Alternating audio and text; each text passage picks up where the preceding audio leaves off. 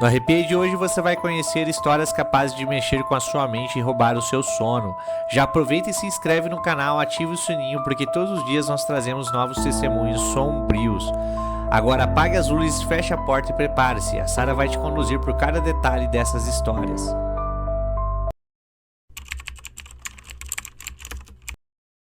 Eu sempre achei que o hospital muda de voz depois das 10 da noite. De dia, ele fala alto, maca batendo em batente, chamada de enfermagem soando em coro, familiares perguntando pela doutora no corredor errado, carrinho de medicação apitando porque ficou um frasco esquecido na balança. À noite, ele cochicha. O ar-condicionado vira um rio baixo, os monitores respiram juntos, e os relógios marcam um tempo que não é o mesmo da rua. Foi por isso que aceitei o noturno. Tinha alguma coisa no silêncio comprido que me deixava mais atenta, como se a cada passo eu conseguisse ouvir o hospital pensando. Naquela madrugada eu estava no 5º andar, clínica médica, ala B. 4 leitos por quarto, 2 quartos com isolamento, uma sala de curativo que cheira a soro morno, a farmácia satélite no fim do corredor sempre 5 comprimidos mais vazia do que eu preciso. Eu tinha começado o plantão às 19, de uniforme azul marinho e jaleco com meu nome bordado torto pela minha própria mão.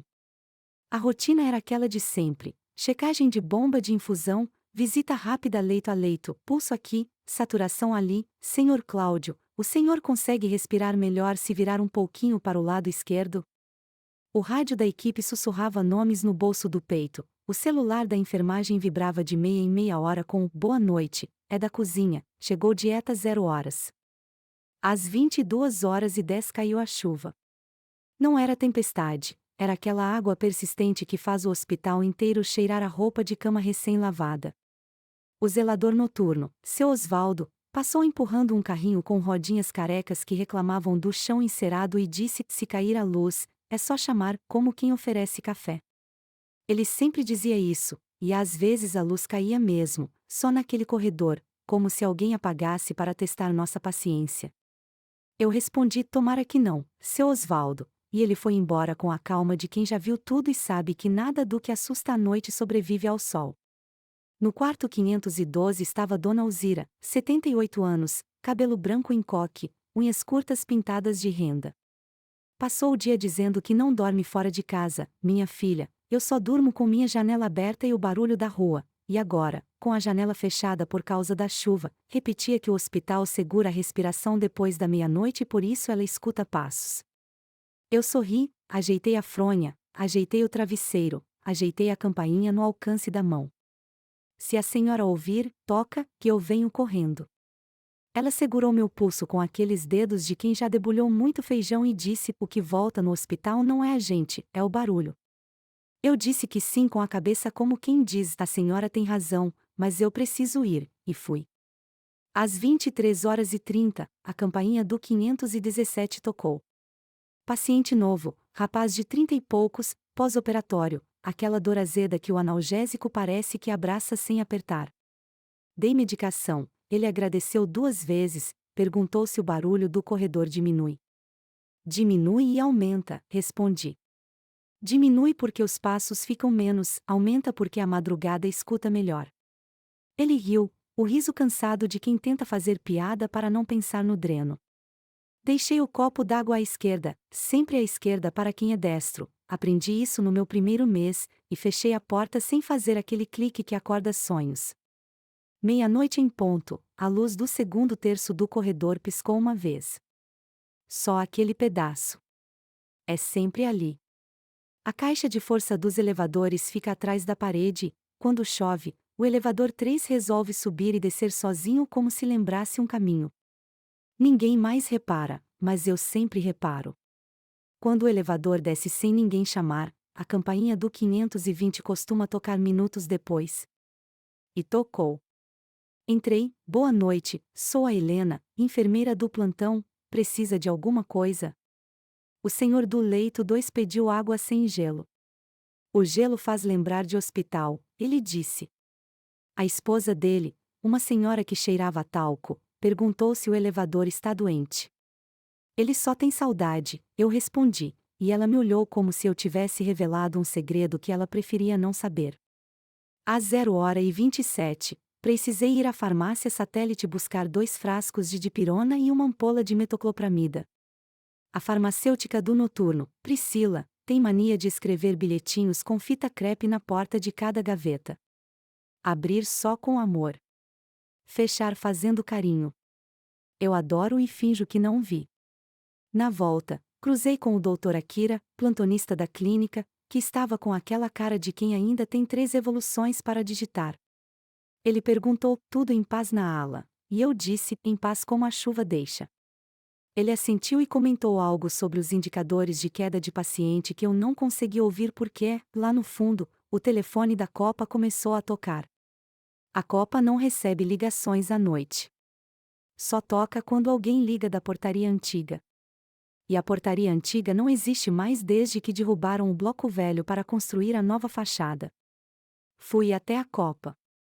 O telefone tocava como aqueles telefones de cinema, mais grave do que os nossos. Eu olhei para ele e não atendi. Abri a geladeira para pegar uma água gasosa que eu deixo escondida atrás das sobremesas da dieta branda e, quando fechei a porta, o telefone parou. Deixei uma risada curta escapar sozinha, como quem se desculpa com o corredor. Na saída, reparei no relógio de parede da Copa, 0h30. Os ponteiros mexeram 1 milímetro quando eu passei, como se tivessem sentido o vento.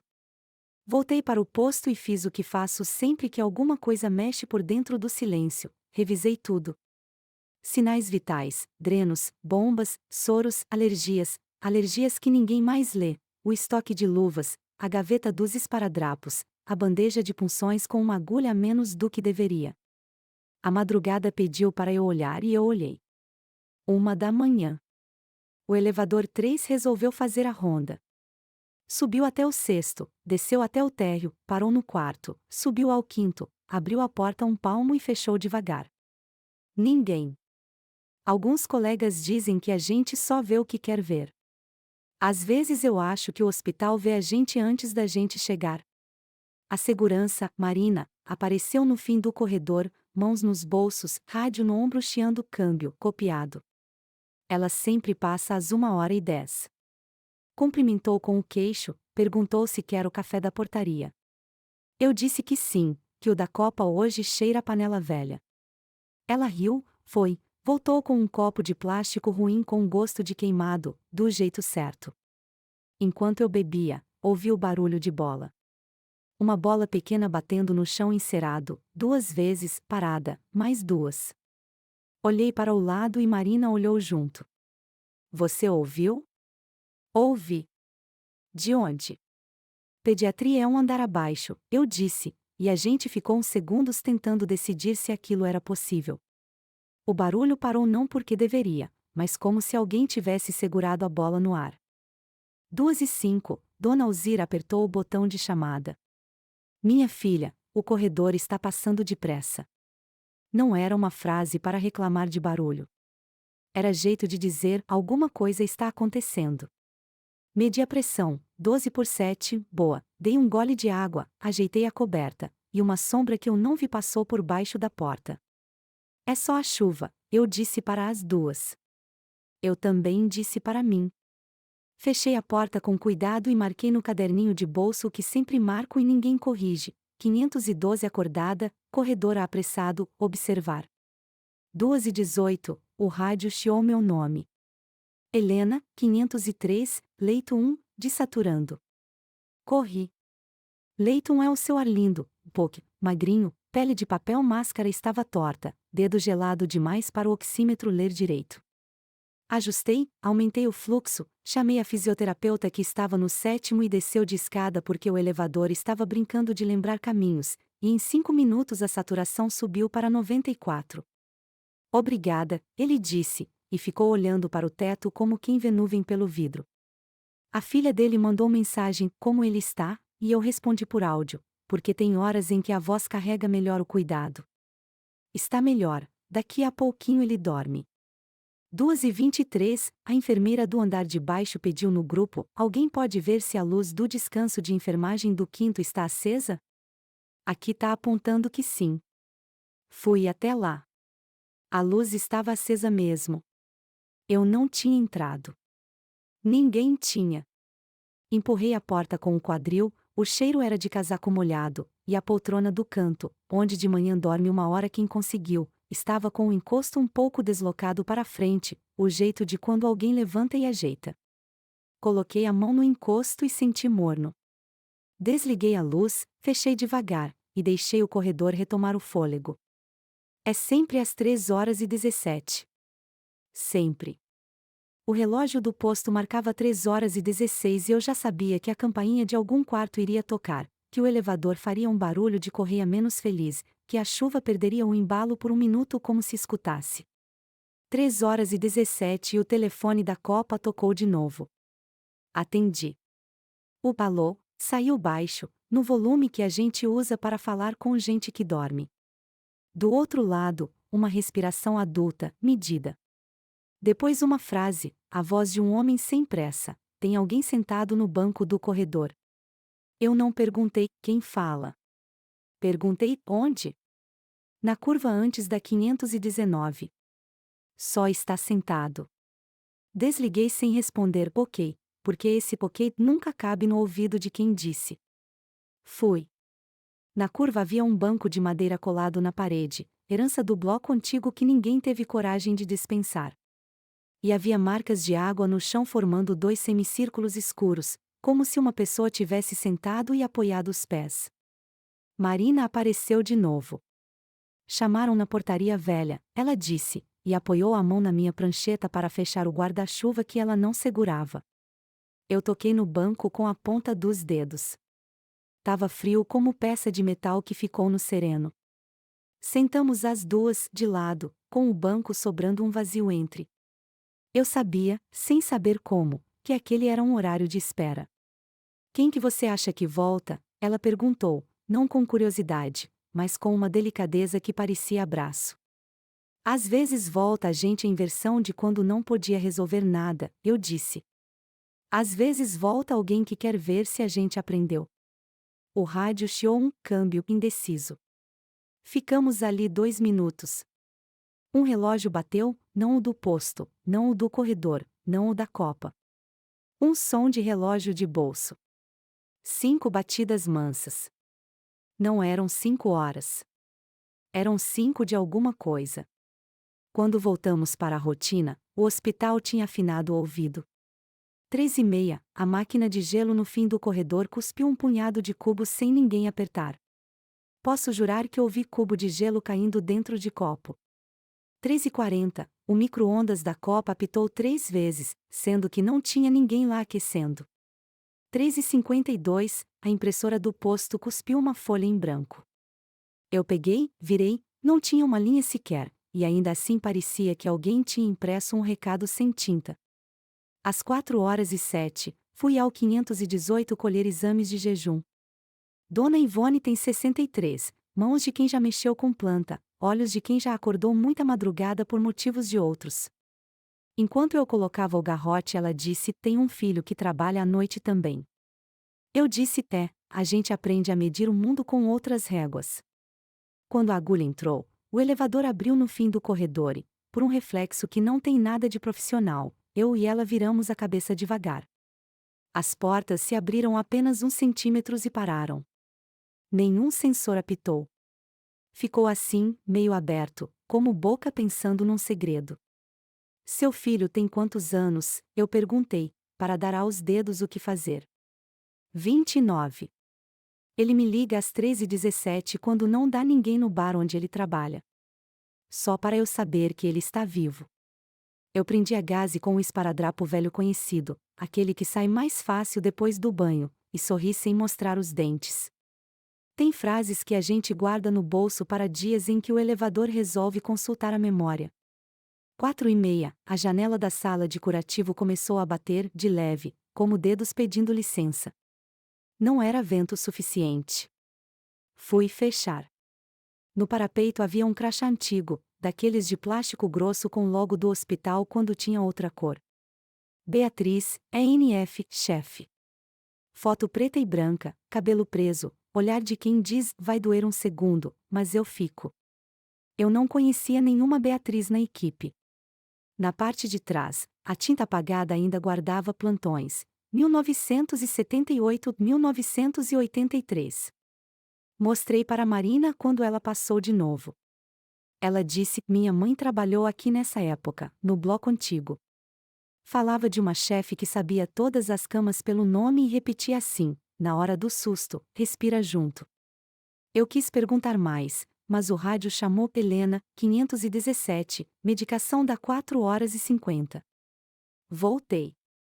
O rapaz do 517 dormia de lado, a droga analgésica gotejando num ritmo que combinava com o respirar. 5:02. A chuva resolveu virar garoa, o céu da clarabóia da escada começou a fazer aquele cinza de madrugada que desiste aos poucos. No posto, o monitor central apitou sem motivo e parou, como criança que quer chamar atenção. Eu anotei os últimos sinais das 4, arrumei o carrinho de curativo deixando tudo na ordem em que eu mesma gostava de encontrar.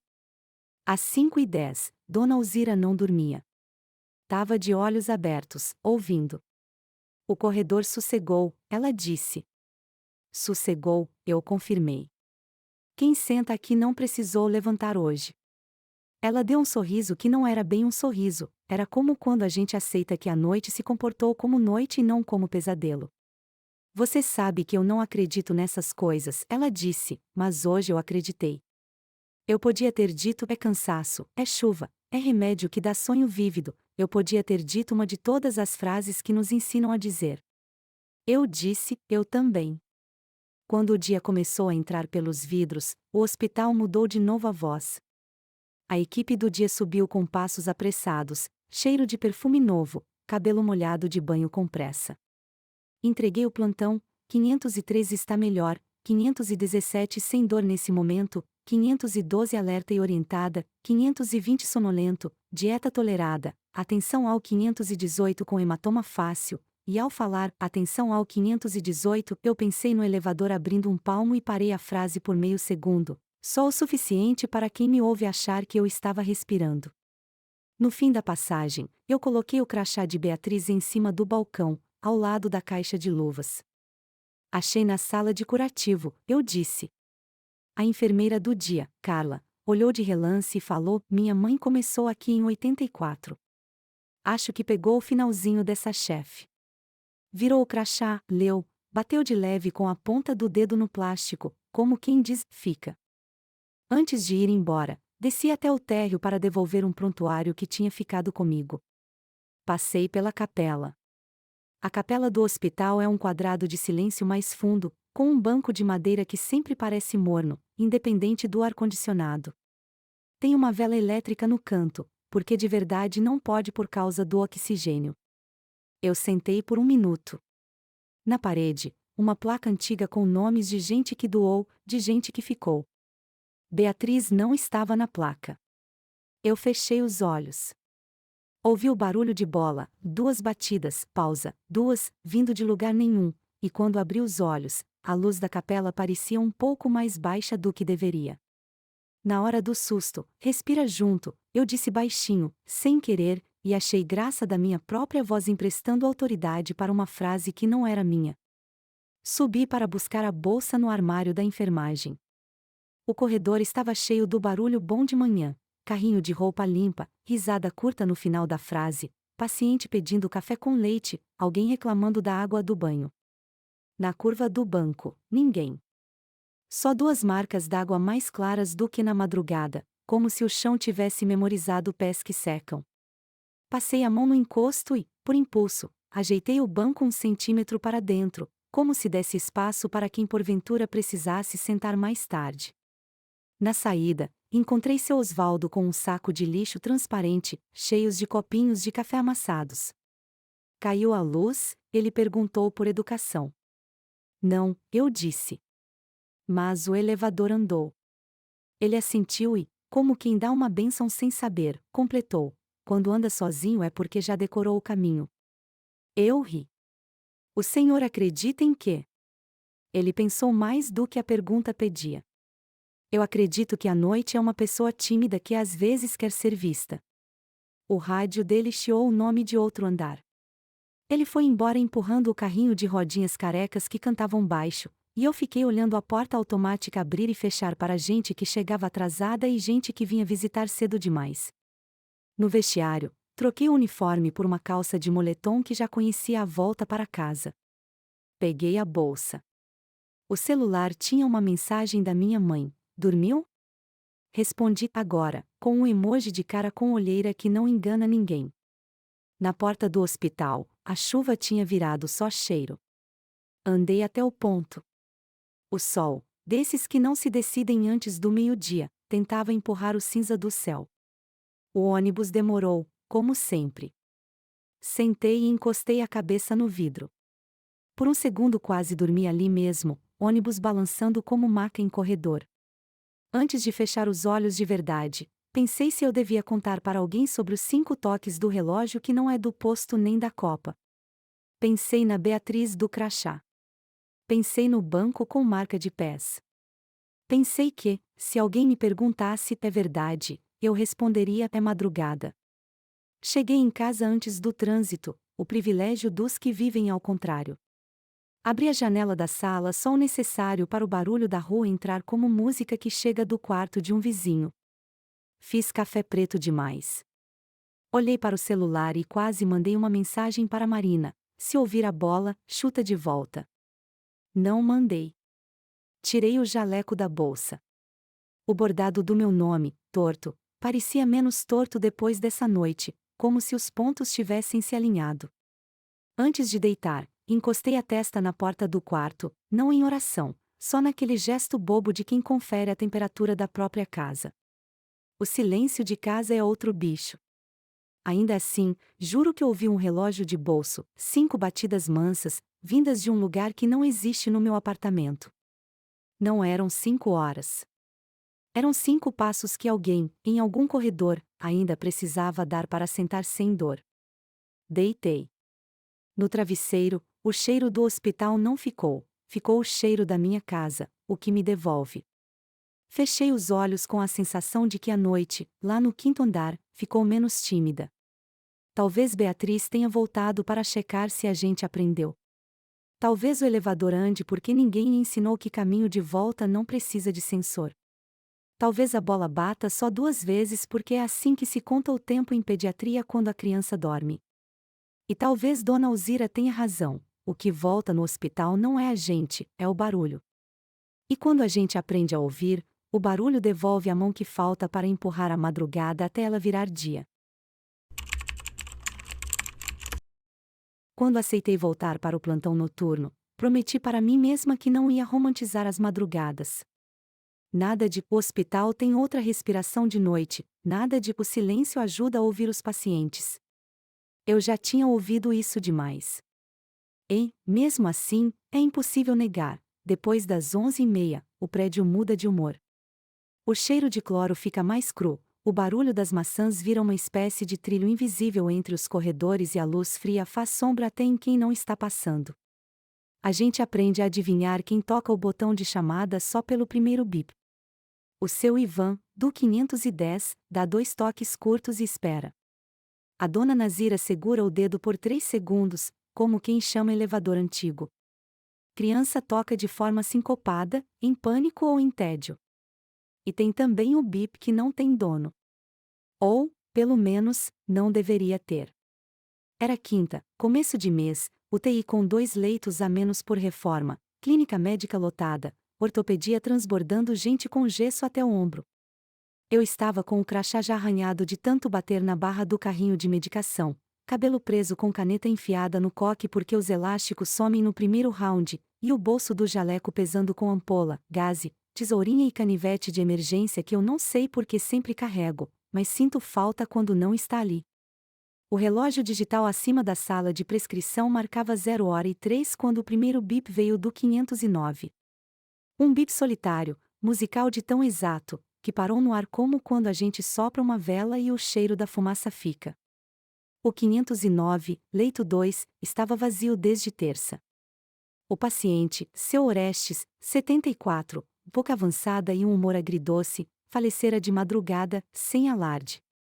A família ficará até o amanhecer, a gente fez o que sempre faz nesses momentos: ajeitou o lençol, fechou a cortina com cuidado, preencheu a papelada que nunca acaba, levou o corpo para o andar de baixo, onde tudo é mais frio e as paredes parecem absorver as conversas para ninguém ouvir. Depois limpamos o leito, trocamos a pulseira do monitor para o carrinho, repusemos a oximetria na gaveta, deixamos o travesseiro novo e a coberta dobrada. Vazio. Pronto para o próximo. Mesmo assim, o 509 chamou. Eu e a Soraya nos olhamos. Ela fez aquele muxoxo de quem não quer dizer "eu te disse", mas diz com o nariz. Fomos juntas. Abri a porta empurrando com o quadril, por hábito, e o quarto estava como deveria: cama feita, lençóis esticados, monitor desligado, janela fechada, ar-condicionado no 23 fazendo aquele chiado de oficina distante. Eu estava quase falando, deve ter dado retorno na central quando o bip veio de novo. Seco. 1. Olhei para a parede do cabeceiro. O botão de chamada é vermelho desbotado, com uma moldura plástica que bate jogo com qualquer hospital público do país. Não estava afundado. Apertei com o dedo indicador e, na copa, a central acusou um chamado novo, não o anterior. A Soraya foi até a copinha ver se algum técnico não estava testando linha, voltou com cara de não. Abri o guarda-roupa do quarto, sem sentido, como se alguém pudesse ter se escondido ali com preguiça de ir embora. Vazio. Embaixo da cama, uma caneta caída e poeira nova. O bip veio uma terceira vez, agora com um microatraso que me deu a impressão de que alguém, em algum lugar, também estava esperando que a gente acreditasse. Eu sempre falo que hospital é, antes de tudo, rotina. Rotina salva, organiza, protege. Lavei as mãos como sempre, ajustei a máscara, como sempre, e falei para o nada como eu falo para paciente confuso de madrugada: tá tudo bem, a gente está aqui. Parecia ridículo, eu sei. Mas a Soraya assentiu. A gente, que trabalha à noite, descobre que o ridículo, às vezes, é uma forma educada de manter as coisas funcionando. Saí do 509 com a sensação de quem esqueceu o gás ligado. No corredor, o Edivaldo, técnico de enfermagem antigo, passava empurrando o carrinho de curativo com o cuidado de quem leva um bolo de aniversário. Chamou de novo. Perguntou do jeito de quem já sabia a resposta. Eu disse que sim. Ele ajeitou o jaleco no ombro. Esse quarto gosta de lembrar quem passou. É assim desde antes da reforma. Eu ia rir, fazer piada, aliviar, mas a campainha da 514 tocou com urgência de criança que engoliu moeda. Fomos os dois. A madrugada seguiu com a engenharia habitual de remédios, glicemias, pressão, banho de leito, troca de soro que termina justamente quando a gente senta pela primeira vez. Às 3h17, esse horário começou a me perseguir, o 509 chamou de novo. Eu estava na prescrição, revendo antibiótico de uma paciente nova, e senti o bip como um dedo fincando meu ombro. Levantei, na ponta do pé. Fui sozinha. Abri a porta devagar. O ar-condicionado respirava. O lençol, perfeito. Só uma dobra mínima na beirada, do lado em que o seu Orestes costumava virar o rosto para olhar a janela. Antes de falar qualquer coisa, o botão fez um clique miúdo, quase educado, como quem pede licença para incomodar. Eu encostei os 2 dedos na moldura plástica. Quente. Como se alguém tivesse acabado de tirar a mão. Voltei para a copinha e puxei a planilha de manutenção do andar. Os registros antigos estavam impressos num papel que insiste em desbotar de tanta mão. Em janeiro, anotação sobre curto na linha do 512. Em março, troca do botão do 503.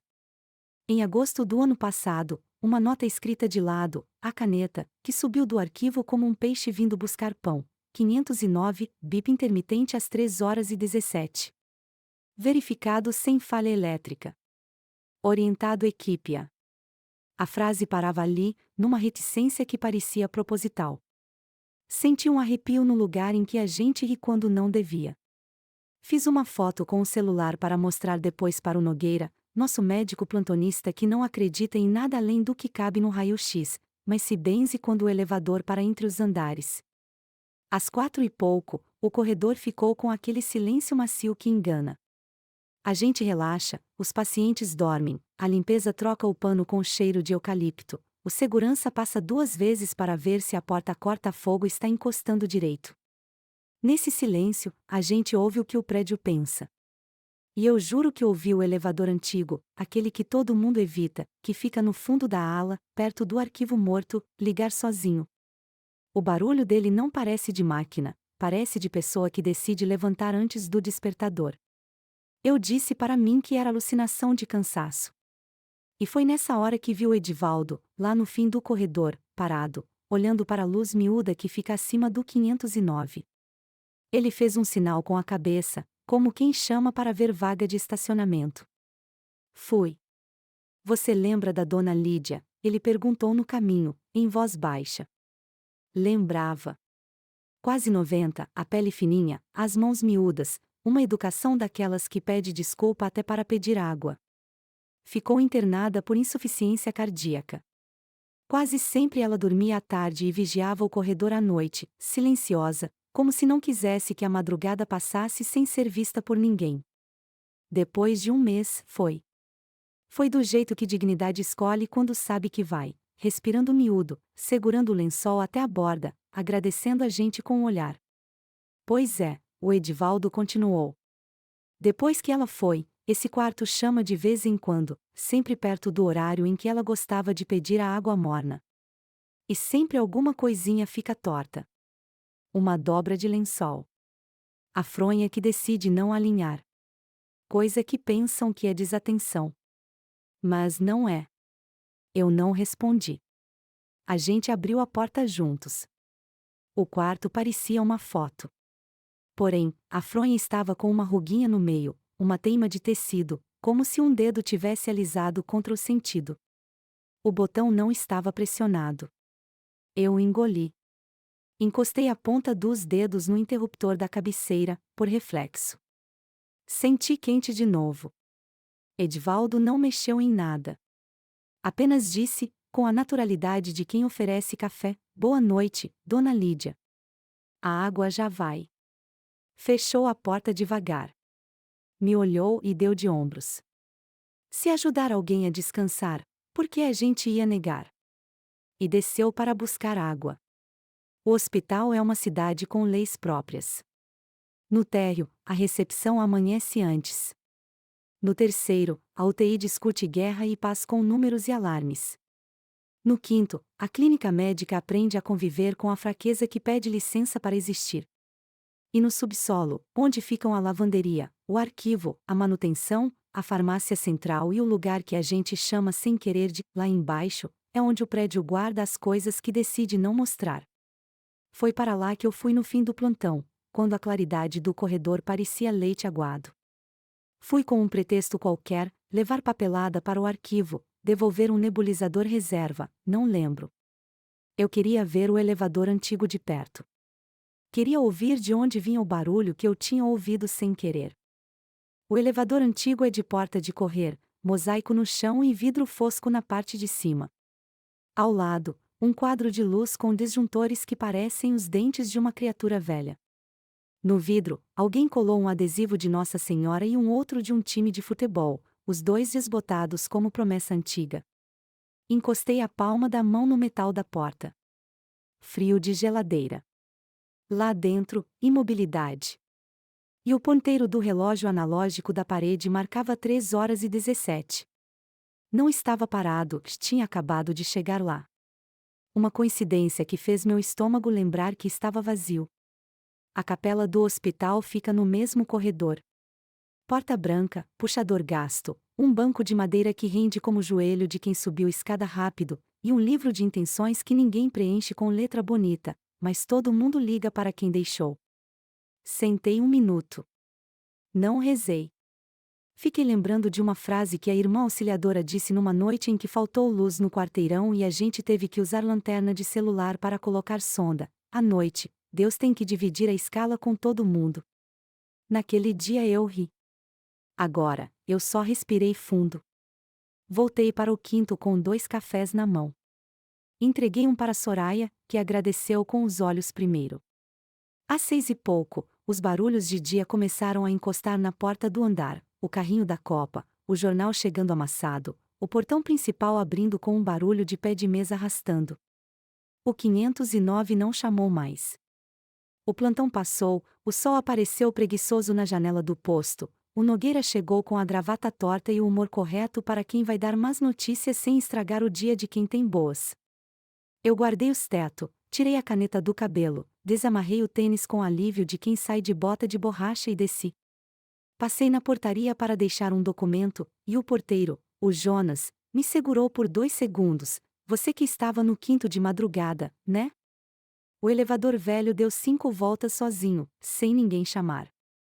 Subiu, desceu, parou no quinto, desceu. Eu até anotei por causa da manutenção. Mostrou o caderninho, aqueles de capa verde. Estavam lá as horas. A primeira volta tinha começado às 3h17. Eu quis dizer que era defeito, que era uso antigo, que era coisa de fio. A boca se abriu e fechou sem frase. Fui para casa, dormi como quem desliga do disjuntor, e sonhei com o bip perfeito do 509, um único som, solto, que parecia me pedir uma gentileza que eu ainda não tinha entendido. Voltei no plantão seguinte com a decisão boba e íntima de levar uma garrafinha térmica pequena, dessas de aço, e deixar no armário do quarto vazio. Escrevi com fita crepe, água morna. Coloquei do lado da cama, junto de um copinho descartável que a copa sempre manda mais. A Soraya me olhou e não riu. Deixa, ela falou. Às vezes, falta só alguém lembrar com carinho. Naquela noite, o 509 não chamou. O elevador velho ficou no térreo, cansado. O relógio do subsolo, quando fui devolver o oxigênio portátil, marcava a hora certa. Eu ia me convencer de que tudo tinha sido coincidência quando, já no fim do plantão, o senhor do 507, lúcido, educado, arquiteto aposentado, pediu para falar comigo. A senhorita pode pedir para pararem de bater 5 vezes no corredor? Eu franzi a testa. 5 vezes? Ele confirmou com o queixo. Sempre às 13h17, batem 5 vezes como se fosse um ritual. E depois fica tudo mais leve. Eu não perguntei por quê. Só disse que ia ver com a manutenção. Saí do quarto e encostei a testa na parede fria. Pela primeira vez, não tive medo. Tive uma espécie de reconhecimento. Como quando você vê um parente distante no mercado e percebe no jeito dele uma mania sua. Na troca de plantão, antes de ir embora, voltei ao 509. A garrafinha ainda estava no lugar, fechada. O copinho, intacto. Mas a fronha, de novo, tinha aquela ruga miúda no meio, como se um dedo teimoso fizesse questão de prender um pouco do tecido para lembrar que cama não é fotografia. Passei a mão, alisei. Boa noite, dona Lídia, falei sem pensar na possibilidade de estar ficando impressionável. Se precisar, a água está aqui. Fechei a porta. No dia seguinte, a família do seu Orestes trouxe um saco de pães para a enfermagem, um agradecimento tímido que sempre deixa a gente sem jeito. A filha dele, de cabelo preso num coque igual ao meu, perguntou se o pai tinha dado trabalho. Respondi o que é verdade, menos do que o medo da família. Ela disse que, na última semana, ele só falava do relógio do hospital e de como, no silêncio de madrugada, era possível ouvir as conversas passando pelos canos. Eu ri com os olhos. Ela riu sem entender. Agradeci o pão. E, por dentro, entendi o recado que eu vinha tentando decifrar desde terça. Às vezes, a única coisa que um prédio pede é que alguém escute. As semanas passaram. O 509 foi ocupado de novo, por um senhor que lia jornal em voz alta para a esposa por videochamada. Depois por um rapaz que precisou de antibiótico forte e teve medo de agulha, mas não teve vergonha de dizer. Depois ficou vazio por 4 dias, por falta de maçãs. Nesses dias, às 3h17, aconteceu de eu estar passando e acontecer de eu não estar. Quando eu estava, o bip não vinha. Quando eu não estava, a luz da central dava um pulso, pequeno, que a Soraya aprendeu a ignorar com carinho. A garrafinha mudou de lugar 3 vezes. Nunca vazou. A fronha teimou 2. E o elevador velho, ao lado da capela, fez o seu passeio de 5 paradas uma única vez, numa madrugada de chuva insistente, como quem revisa uma rota que gosta. Eu parei de procurar explicação que coubesse em relatório. Parei de tentar convencer o Nogueira de que o quadro de luz podia falhar e, ainda assim, lembrar gente. Só continuei a rotina. E, toda vez que o relógio do posto marcava 13h17, eu me pegava olhando para a porta do 509 e pensando que o hospital, de noite, tem boa memória. Não é memória para assustar, é memória para continuar. E que, se cabe a nós colocar a sonda, rodar antibiótico, segurar a mão de quem vai, também cabe a nós atender bips que não vêm de botão nenhum. Só para garantir que, do outro lado, alguém não esteja esperando sozinho por uma água morna que ninguém prometeu, mas todo mundo sabe onde fica. No último plantão antes das minhas folgas, eu estava indo embora quando o Jonas, da portaria, me chamou, levantando a sobrancelha no jeito de quem aprendeu a não gritar nomes no saguão. Tem uma coisa para você aqui. Era um envelope pardo, sem remetente. Dentro, uma foto antiga, meio desbotada, de um leito de hospital com cabeceira de madeira, uma senhora magra sorrindo para a câmera e, no criado mudo, uma garrafinha de metal igual à minha, com um copinho ao lado. No verso, a letra tremida, assopra antes.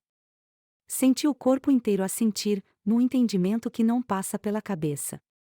Dei um beijo no ar, como se alguém estivesse perto. E fui para casa com o crachá no bolso e a certeza tranquila de que, na quinta noite, quando o relógio marcar 13h17, o prédio vai escutar. E eu também. Eu sempre detestei o turno da madrugada no hospital, mas na escala ninguém escapa. A maioria das enfermeiras prefere ficar no 7º andar, perto da UTI, onde o barulho das máquinas preenche os silêncios. Eu, no entanto, acabei escalada para a ala de observação e para cuidar do acesso ao estacionamento subterrâneo. Não era parte oficial do trabalho, mas todos sabiam, quando o vigia sumia para fumar lá fora, cabia a quem estivesse disponível atender as campainhas de emergência. Naquela noite, tudo parecia normal. Cheguei às 23h15, assinei o ponto com uma caneta falhando e passei na copa para pegar um café morno. O hospital tinha cheiro de desinfetante misturado com comida requentada da cantina, macarrão com salsicha, como sempre. A colega do turno anterior, Marta, me avisou que um paciente no quarto 312 estava chamando muito, mas sem motivo aparente. Acha que houve coisas no teto? Ela disse, balançando a cabeça com cansaço. Ri sem graça, mas anotei no papel experiência ensina, melhor verificar do que ignorar. O plantão começou calmo. À meia-noite, os corredores estavam vazios e só se ouvia o som das máquinas de oxigênio. Às 0h47, o interfone da portaria tocou, alguém no estacionamento pedia ajuda para subir. Era comum motoristas de ambulância acionarem o botão por acidente, mas mesmo assim desci. O elevador até o subsolo sempre me incomodou. Ele tremia como se fosse puxado por uma corda cansada. Enquanto descia, ouvi o chiado típico da engrenagem e me vi refletida no espelho amarelado, rosto pálido, jaleco amarrotado, olheiras profundas. A porta abriu devagar, rangendo. O estacionamento estava quase todo apagado. Só uma fileira de lâmpadas de emergência piscava, criando manchas de luz que pareciam se mover. Caminhei até a guarita do vigia, que estava vazia. Nenhum carro entrando, nenhum motorista. Mas o botão de emergência na parede ainda piscava em vermelho. Desliguei. Foi quando percebi, havia marcas úmidas no chão, pegadas que iam em direção ao fundo do estacionamento. Eram irregulares, como se alguém arrastasse um pé. Segui até a última fileira de carros. O silêncio ali era espesso, interrompido apenas pelo gotejar de uma calha. Foi então que vi, uma maca antiga, dobrada e encostada na parede, como se tivesse sido esquecida há décadas. No colchão rasgado, manchas escuras já secas. Aproximei, segurando a prancheta como se fosse escudo. No mesmo instante, Ouvi passos leves atrás de mim. Virei rápido, ninguém. Mas o barulho do elevador subindo sozinho ecoou no vazio. Voltei para o hall, tentando racionalizar. Talvez o vigia tivesse mexido ali. Talvez algum médico tivesse usado o botão por engano. Anotei no relatório: falso alarme. Mas dentro de mim algo não fechava. Às 2h10, de novo, o interfone tocou. Preciso subir, disse uma voz rouca, baixa, quase sem fôlego. Por favor, não demora. Corri até o elevador. Apertei para descer. O visor marcava que ele já estava no subsolo. Esperei. Esperei. O metal rangia, mas a cabine não chegava. Quando finalmente abriu, estava vazia. E no chão do elevador havia um lençol dobrado, ainda úmido, com cheiro de éter. Subi de volta com o lençol nas mãos, sentindo o pano frio. No balcão, deixei-o dobrado e respirei fundo. Minutos depois, ouvi o telefone da recepção tocar. Atendi. Silêncio. Apenas uma respiração longa, como se alguém encostasse a boca no aparelho. Alô? Perguntei 2 vezes. A linha caiu com um estalo. Às 3h17, as lâmpadas do subsolo piscaram todas ao mesmo tempo, registradas pelas câmeras. O vigia, que tinha voltado do cigarro, chamou no rádio: "Você deixou alguém lá embaixo?" Eu disse que não. "Então quem é que está perto da maca?" Ele respondeu, aflito. Corremos até a sala de segurança. Nas imagens granuladas, uma figura magra estava de pé ao lado da maca. Usava roupa hospitalar antiga, daquelas verdes desbotadas. A câmera piscou, e na próxima imagem não havia mais nada. Voltei para o corredor tentando não tremer. Na ala 300, encontrei a campainha do quarto 312 piscando de novo. Entrei. O paciente, um senhor de 70 anos, me olhou assustado. "Ele tá voltando, moça." O enfermeiro da maca. Perguntei: "Que enfermeiro?" "Aquele que caiu do elevador, muitos anos atrás. Ninguém nunca trouxe o corpo de volta." Senti o ar gelar. Saí rápido, trancando a porta. No corredor, o relógio antigo bateu 3 vezes, fora de hora. Corri para a recepção e escrevi no relatório: "Equipamento com defeito." Mas a caneta falhou. Quando olhei a ponta, estava molhada de um líquido vermelho que não era tinta. Na troca de turno, ao amanhecer, a nova equipe encontrou a maca no hall de entrada, com lençol limpo dobrado em cima. Como se tivesse sido devolvida. Se você chegou até aqui, parabéns por ter enfrentado cada minuto dessas histórias. O silêncio do hospital, os corredores desertos e os segredos que só a madrugada guarda, agora também moram na sua memória. Se inscreva no canal Arrepiei, ative o sininho e junte-se à nossa comunidade de fãs que enfrentam o medo todas as noites. Aqui você vai encontrar novos testemunhos todos os dias, cada um mais sombrio do que o outro. Não esqueça de deixar o seu like, comentar qual história mais te arrepiou e compartilhar com alguém que teria coragem de assistir no escuro. Até amanhã, quando eu estarei aqui de novo, esperando por você, com mais segredos que deveriam ter ficado escondidos.